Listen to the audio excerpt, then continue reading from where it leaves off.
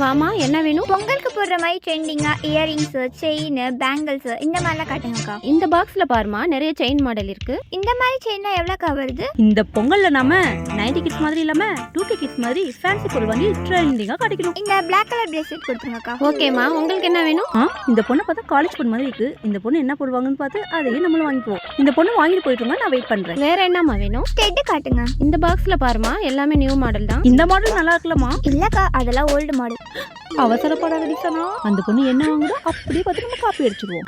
இந்த butterfly stud ஓகேக்கா. Nail polish பாக்குறியாமா? கொடுங்கக்கா. இந்த ஷேட் ஓகேக்கா.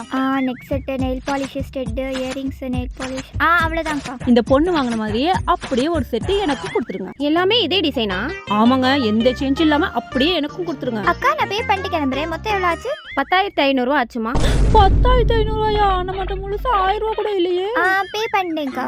இந்தாமா, உங்களுக்கும் அதே மாதிரி தானே கேட்டீங்க? இல்ல வேணாங்க, 10,500 சொல்றீங்க. ஐய, அந்த பொண்ணு கூட படிக்கிற ஃப்ரெண்ட்ஸுக்கும் சேர்த்து 20 செட் வாங்கிச்சுங்க. ஒரு செட் 525 தான். 20 செட் வாங்குச்சா? நல்லவேளை பயந்துட்டேன். சரி, எனக்கு ஒரு செட் கொடுத்துருங்க.